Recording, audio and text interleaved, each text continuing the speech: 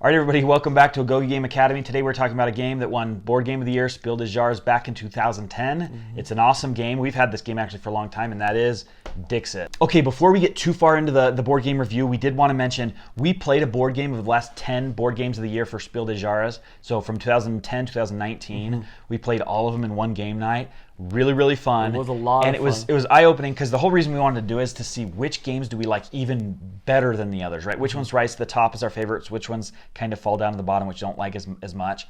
Check that out. We'll link it up here as soon as that's live, and then we'll get back to the video.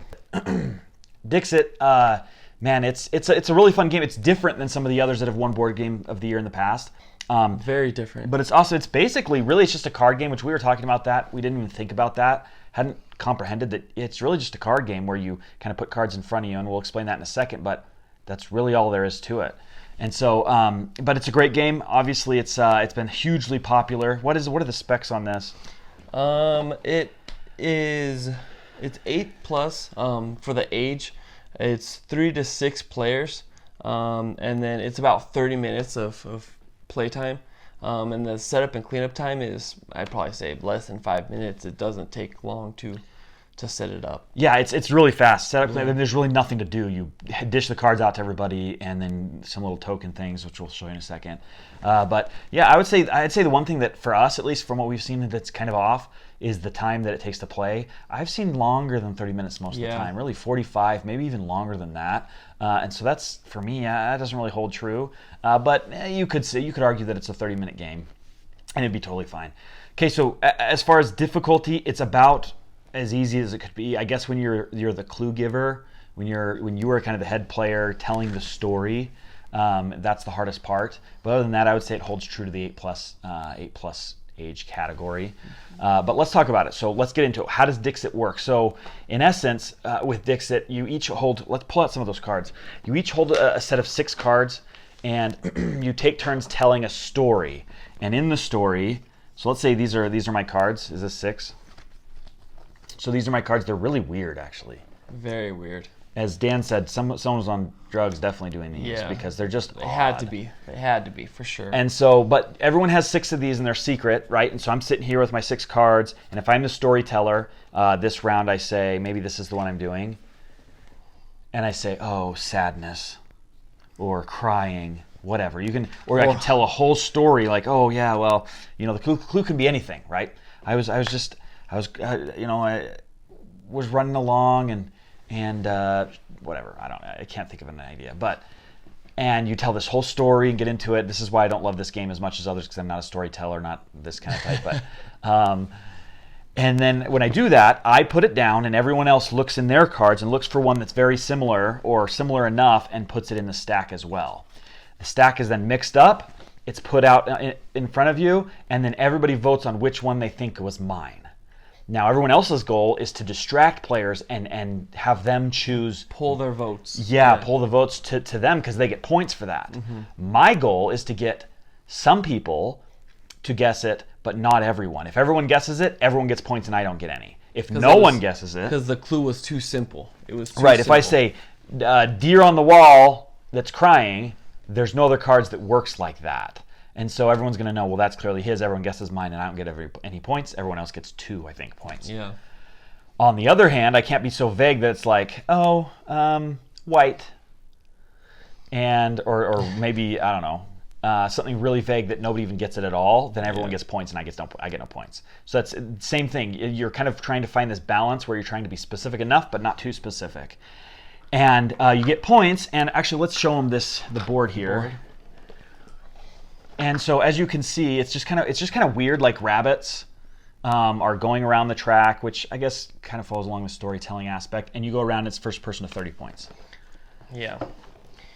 And it's really fun, it's really great, but just kind of different, random. Right? But I think very deserving of Board Game of the Year. It's really fun. It is a lot of fun. It's very random in the aspect, I mean, like he said, there's your little bunny.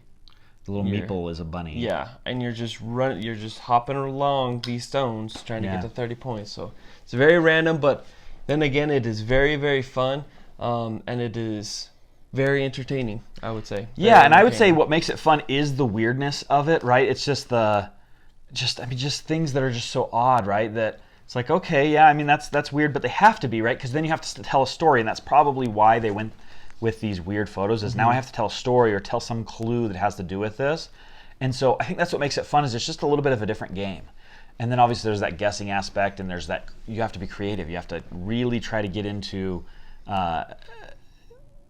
specific enough, but not too specific. Exactly. So anyway, if you were going to say something that makes it replayable, what would you say?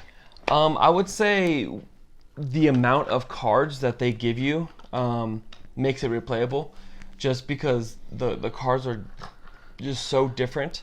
And so every single time that you play with someone, they might have a different thought process behind the same card even.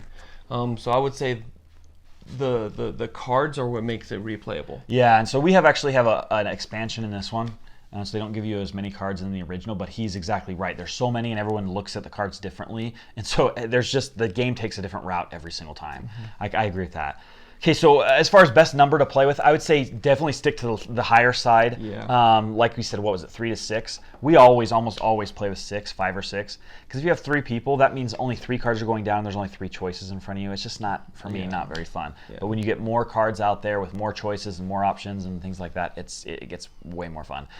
It gets a lot harder to guess which one's the right one. Yeah, I definitely agree. Okay, so let's talk about 1 to 2 unique aspects. We probably already hit on that, so there's not really much to add there other than just the way that you approach it, the mechanics of the game. Well, I wouldn't even say the mechanics are unique, other than but the clue giving is kind of unique, right? So I'm going to tell a story. It can be one word. I can say ugly, and I put it in, or I can say, man, I was walking along the dark road and I came across this abandoned old house, right? Whatever. You can go into this whole story, and now everyone has to look in their hands and be like, okay, what do I have for that, right? And so depending on who you're playing with makes that actually really quite fun. And that's unique from a lot of other games. A lot of other games don't do that. Absolutely. Okay, cost. I think we'll roll it in as we always do. It's about $30, I think. Yeah, yeah. We said it was $30. He always looks it up. I always forget. So it is what it is. Okay, so if we're going to give you one reason that you should buy this game, what would you say? I would say it's a really fun big group party game. So not super big, but right. I mean, only 6 players can play, but I mean, even then you can kind of do teams. You know what I mean? And so you can encompass other people involved in it. And it's a low-key game. It is. It's very simple. It's very easy to explain. And one of our favorite sayings, it's an easy game to play, hard to play well. Yes, that's one of the things we like to say. It's kind of become a theme throughout the videos we've been doing, and because that's exactly right. Really easy. What is there to really explain? Hey, come up with a clue, put it in, try not to get everyone to guess it, and go. Literally, that's it. And very easy to play, but if you want to be good at it and actually win and be competitive, it's hard to play well. Mm-hmm. And so, I would say if I were to give you one reason to buy it, was that what you're saying? I kind of cut you off. If I were to give you one reason to buy it, I would say it gets your creative juices flowing. Yeah, it does. Because you have to, I have to come up with a clue that's not too specific, not too vague. And so if you like to be creative, you like to get your brain thinking throughout a game, but not really have to work on the or think about the mechanics like, oh, I have to do this and this and this and this. No, just think about a cool clue. This is the game to buy.